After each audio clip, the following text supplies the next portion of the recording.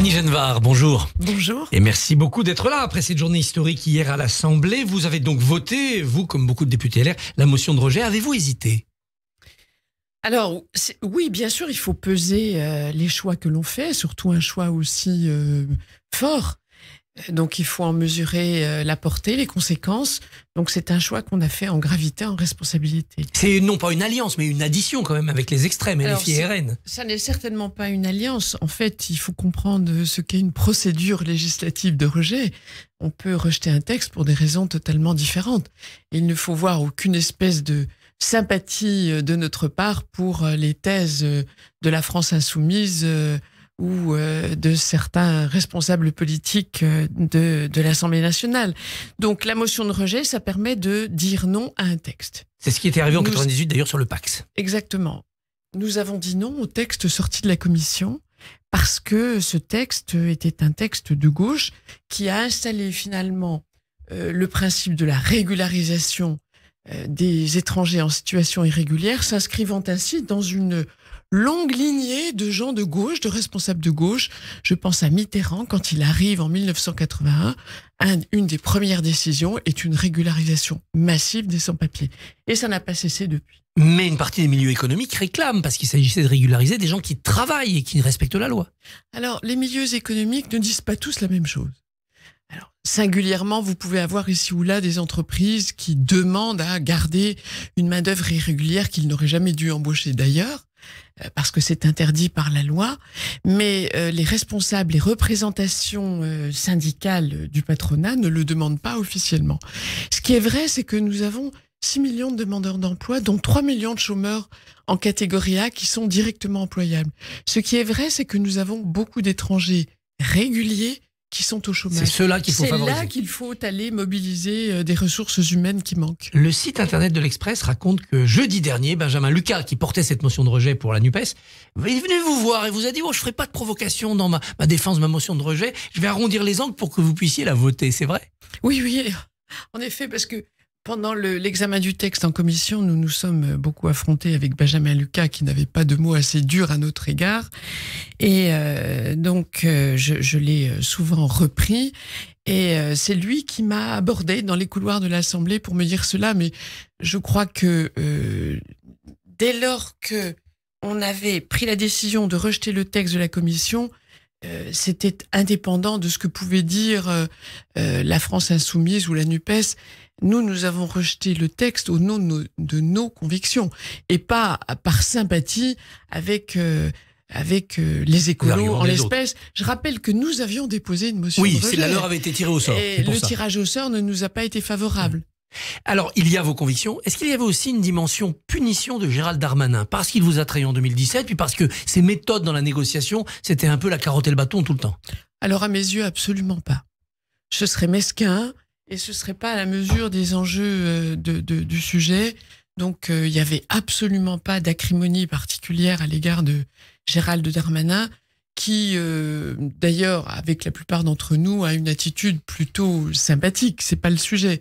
Le sujet, c'était vraiment la faute originelle du gouvernement et d'avoir mis dans ce texte qui était censé être plus ferme des mesures d'assouplissement. On peut pas être ferme et souple à la fois.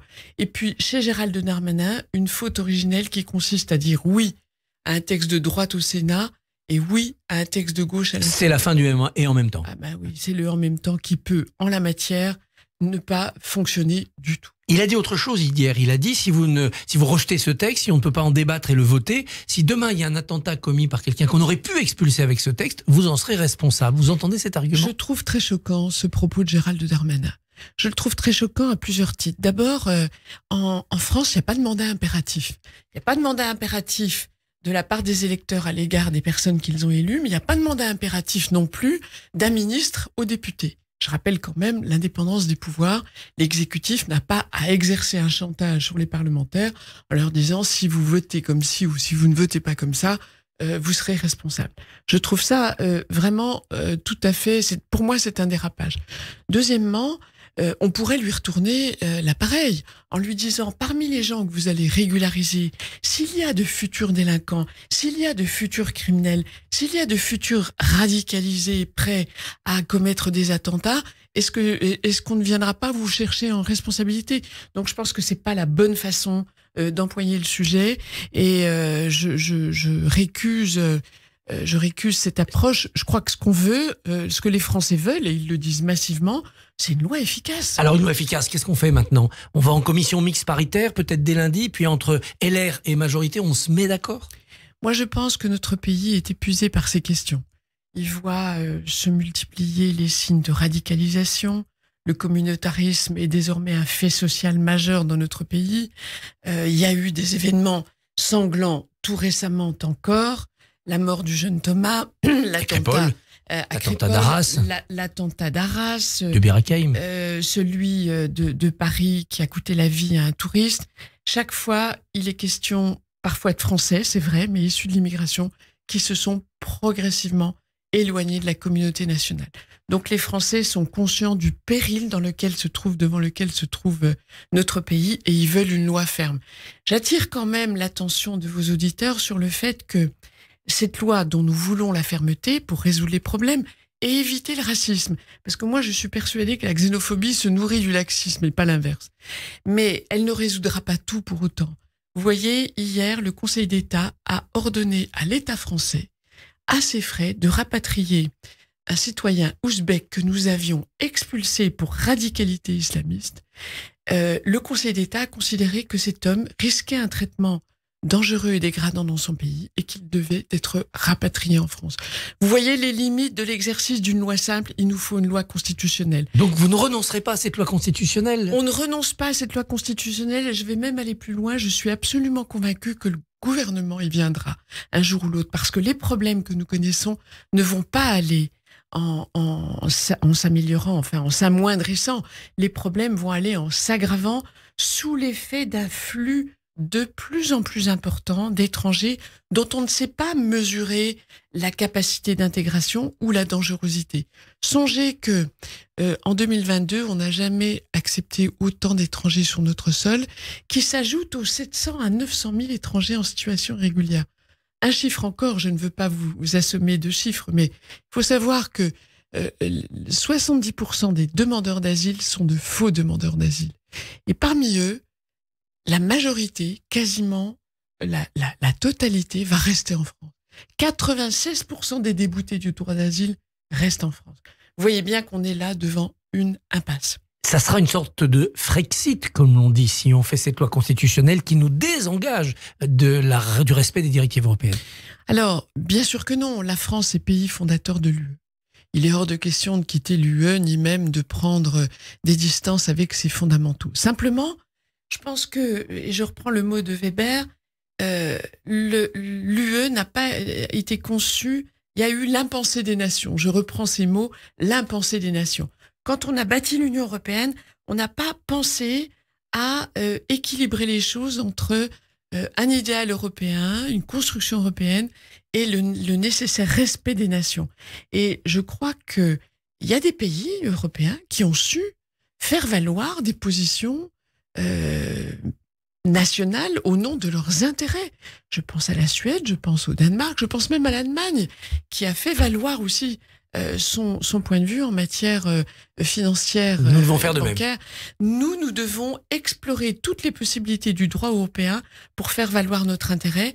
Et puis, quand nos intérêts fondamentaux sont menacés, il faut savoir protéger les Français. C'est le devoir des politiques. Alors, Annabelle l'évoquait dans sa chronique, il y a un scandale au collège Jacques Cartier dissous dans les Yvelines. Ces élèves qui ont protesté parce qu'on leur a montré un tableau du 17e, Diane Actéon, avec des femmes nues. Les élèves musulmans crient au racisme. Gabriel Attal s'est rendu sur place, il a promis la fermeté. Ça vous inquiète ?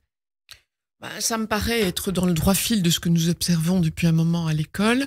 Quand vous songez qu'un professeur sur deux s'auto-censure, c'est-à-dire ne parle pas des sujets qui pourraient émouvoir les élèves de confession musulmane, je dirais que le problème est déjà bien installé. C'est ça le communautarisme. C'est ça le communautarisme. Si vous pouvez plus étudier certaines œuvres, si vous ne pouvez plus parler de certains épisodes historiques, on est ce matin sur Radio J, par exemple, la Shoah. Il y a des professeurs qui ont renoncé à enseigner la Shoah. C'est quand même absolument tragique. Là, il faut la fermeté, il faut dire là, il faut aux la familles, fermeté. la République, C'est une œuvre du patrimoine de la peinture italienne.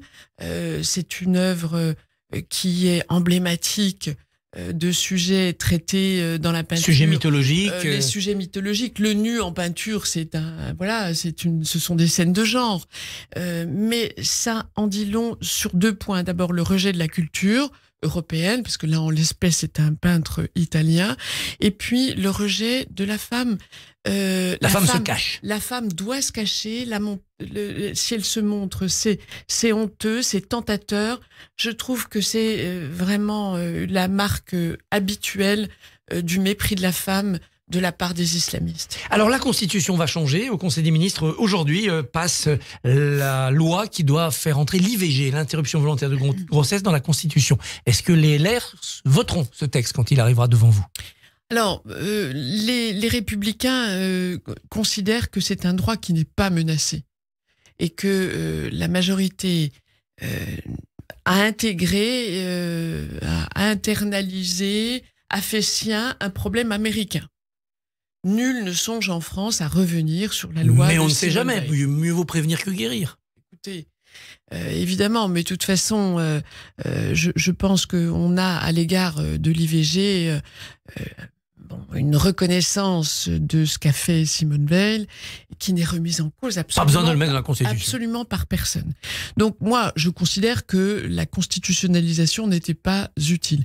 C'est la raison pour laquelle, en réponse à la majorité qui voulait absolument modifier la Constitution en ce sens, nous avons dit, si on la modifie, c'est avec le texte de Simone Veil, tout le texte de Simone Veil et rien que le texte de Simone Veil. Annie Genevard, merci, bonne journée.